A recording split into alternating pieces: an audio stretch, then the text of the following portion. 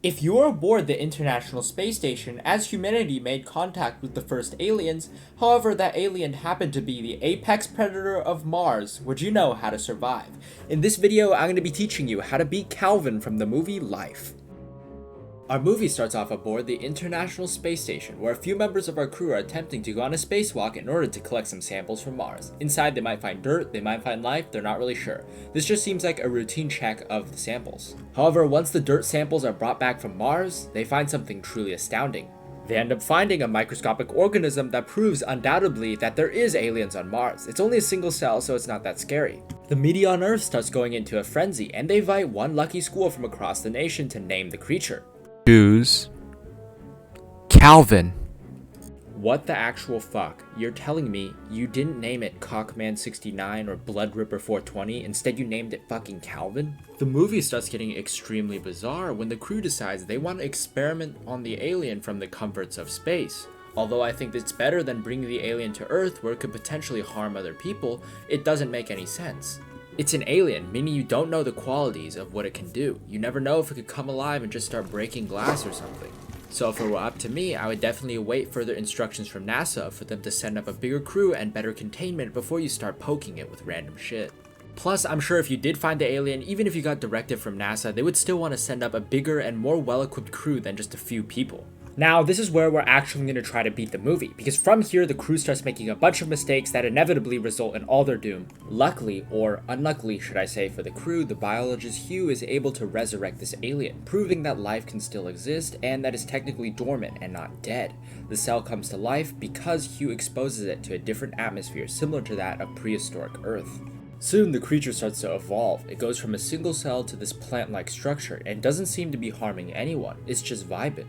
Listen, I'm no scientist, but according to the scientific method, I definitely think that you should be observing the alien before you stick your finger in and touch it, because you want to get a good observation of the controlled state, which is the neutral state the alien is in. This could not only help with research, but allow you to get variables in what affects its behavior, and maybe stop it from fucking killing you. Continuing with the movie, most of the crew appears happy with their experimentation results, and another crew member ends up having his wife give birth on Earth, which is pretty wholesome. However, the baby is soon to grow up without a father. However, their celebration is cut short when the containment chamber that stores Calvin ends up malfunctioning, resulting in a leakage of the atmosphere. As a result, Calvin appears to be dead. The scientist Hugh decides the best way to wake Calvin up, other than restoring the atmosphere, is to electrocute Calvin. So he used one of these electrocute sticks things and stabs it into Calvin. As a result, Calvin wakes up, gets really angry, and attaches himself to Hugh's gloved hand. Calvin's grip is extremely tight, meaning the guy can't just pull his hand out of the glove, so he's trapped there with Calvin. I have two theories on how you could get out of this situation. One is probably something you should try, the other is something only used in desperation circumstances. The first method is to reduce the atmosphere back to the previous one, because we could see Calvin ended up going dormant. The second solution is get a knife or an axe and then chop your hand off, so then you can move your body away from Calvin. Calvin will take your hand, but at least you won't be able to break the containment cell. You'll see in a little bit why it's definitely better to chop your hand off than do nothing. Calvin eventually uses the taser thingy to rip through the glove and break the containment cell, which is why I'm saying it was definitely much better to get your hand removed. Still, Hugh and Calvin are inside a sealed container, so the crew have to decide, do they go inside and break containment to go rescue Hugh from Calvin, but risk Calvin leaving, or do they just sacrifice Hugh? In my suggestion, I would definitely say sacrifice Hugh, because if you go inside and Calvin gets out, then everyone's dead. And that's exactly what happens in this movie. We later learn that Calvin doesn't immediately attack Hugh because Hugh is too big. Instead, he goes over to the small mouse and starts absorbing it. And that's how he gains size and power. So from here, if I were the crew, I suggest removing all organic material from the area. The last thing you want is for Calvin to start absorbing your food and becoming more powerful. The crew obviously never take my suggestion, because one of them goes in to try to save Hugh. He's able to get Hugh out, but he isn't able to get himself out in time, so he's now the one trapped in the containment cell with Calvin. What I definitely think they could have done differently is they're on the International Space Station, so they have access to puncture-proof and airtight astronaut suits that they could definitely use to go inside and rescue Hugh, as well as making it so Calvin basically can't affect them. The guy inside probably wishes he has an astronaut suit because he attempts to get a flamethrower to burn Calvin. We find out Calvin is not only fireproof, but he can go inside people's mouths and eat their organs. And remember, each time Calvin goes inside of someone and starts absorbing them, he gets bigger and more powerful. This is why you don't want to invest more people into fighting him, because each time you do it, he's going to get stronger. And the flamethrower idea ends up fucking up the whole thing because Calvin is able to escape through the emergency vents after the fire alarm goes off. From this situation, you know that Calvin's on the loose. Inside every space station, there should be multiple airtight compartments that nothing can get into, including Calvin. I suggest before Calvin can figure out exactly where you are, bring the entire crew to one of these airtight compartments and seal it, and bring as much supplies as you can. You could use this place as like a base where you could figure out what to do next. However, before the crew can take my advice and react, they realize there's something wrong with the ship. Calvin has made it outside of the space station and is now drinking all the coolant. Because of this, someone has to manually go and repair the ship or else the entire ship might fail. Obviously, in this situation, every member of the crew is technically capable of going on the spacewalk. So if you really want to save yourself, try to get someone else to volunteer and go on the spacewalk while you wait inside the comforts of the space station.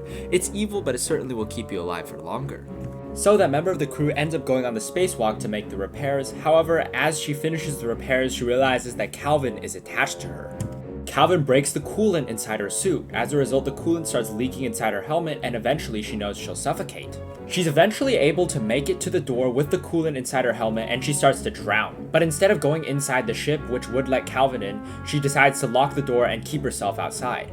This seems like a good idea at first, until you realize Calvin immediately just goes straight back into the ship through a vent. Now, this is where the lady on the spacewalk makes her first mistake, and her last mistake, because she fucking dies. Instead of just slowly floating away from the ship while drowning, she could have used her last energy to grab Calvin, cut the little rope right here, and then pushed herself away from the space station. That way she'll fly away so far, since you don't stop moving when you're in space, she could potentially drag Calvin away from the entire space station, and save everyone. The crew then quickly realizes that Calvin is inside the ship, so they start locking down every compartment. This may seem like a good idea at first, but they never do a check ahead of time of where Calvin actually is, so they could be locking themselves with Calvin. A tip I can give to the crew is they should use military tactics to tactically sweep every room to make sure Calvin's not there, and then lock down the room. Perhaps with the aid of a thermal camera. I'm not sure if Calvin emits body heat because it's never specified in the movie, but I'm sure to release some signature that shows that he's there. We see minutes later why not tactically sweeping the rooms and checking to make sure Calvin isn't attached to anyone was a big mistake, because one of the crew members falls extremely ill. It turns out that Calvin was attached and feeding off his leg the entire time. I have two fucking questions. How do you not feel an alien fucking eating your leg? And how do the other people let the alien get to the injured dude's leg in the first place? Should there be someone watching the injured? The crew try to figure out how to get the alien off the dude's leg. But if I were in this situation, I'd just let the alien eat the other dude. He's dead anyways. So while he's eating the other dude, you and your crew can get a chance to escape. However, of course, they don't do this and they end up freeing the fucking alien. In this situation, the only thing you can do is run. However, there's 3 people in the room, so what you definitely want to do is make sure the first one out of the room so the alien goes after the other 2 people. While running away from the aliens, I realized a good strategy is wait for the alien to get in view and stand behind a door. The alien will charge at you, and then you can simply close the door and strand the alien potentially in a room. Another strategy one of the crewmates uses is hiding inside the sleeping pod. I don't think this is a good strategy considering you know how strong the alien's grip force is, so it would easily be able to break through the glass. The movie gives a nice POV of the alien, showing the alien eating drops of blood like in a trail. So what I thought of is you could use the dead scientist from earlier, chop him into pieces, and use him as bait for the alien. I would not only suggest using parts of him as bait, I would suggest keeping his body parts around you. So if the alien did chase you, it might latch onto his body part instead of yours, and you could just detach it.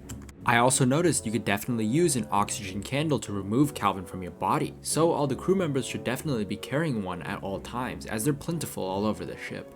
We see that Calvin eventually follows the blood trail to the dead guy's body and absorbs all his mass, and Calvin becomes bigger and stronger. I think it should be common sense that even if he's dead, you should either dispose of him or at least lock him in a room where Calvin can't access.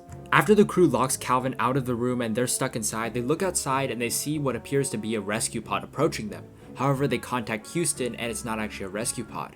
It's a pod designed to push the entire space station into orbit, thus trapping the monster in space, but also the crew as well. Personally, I couldn't really find a way out of this other than maybe lying to NASA and saying you have the alien under control, but otherwise I think you're pretty fucked if you're in this situation. Cho, the dude that was hiding in a sleeping pod earlier, believes it's the rescue pod because he's not with the other people, so he can't see outside. So he goes to open the door. However, as he opens it, he starts slowly getting sucked out into space. The other two crewmates attempt to save him. However, they realize that Calvin has attached himself to his leg. So they realize they're pulling in a dead man, basically. Honestly, if I were the situation I were Cho, I would just sacrifice myself and get sucked out into space with Calvin, maybe saving the other two crewmates. And if it were the other two crewmates, I would definitely not save Cho. One thing I did notice though, that whenever a character leaves the area, they never close the door behind them. How do you not know Calvin isn't behind you? The remaining two members of the crew, out of desperation, decides that one of them needs to sacrifice. There's two final escape pods.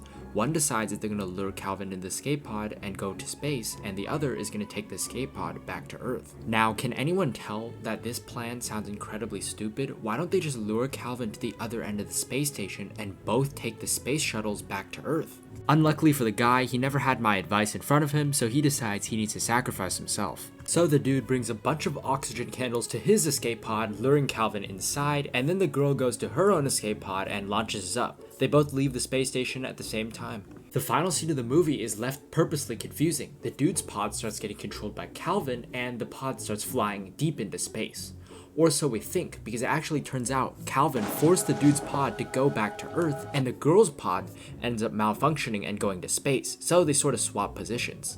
The pod lands in China, in an ocean where a bunch of fishermen are fishing. They open up the pod and they see Calvin has formed a cocoon around the dude's body and is slowly eating him. If I were the fisherman, I definitely would not open a capsule containing an alien. That's best for the government agencies to handle. Now, overall, I rate this film as not beatable, mainly because you're trapped on the International Space Station, so even if you manage to defeat the alien, I'm betting the government is going to take the safe route and blow you into space. And that alien is literally indestructible, so you can't actually kill it. Anyways, thank you all so much for watching. Make sure to like and subscribe if you enjoyed the video, and comment what video you want to be done next. Thank you all so much for the support. We're almost at 9,000 subscribers, so I thank you all so much for that, and hopefully we can get that number up higher.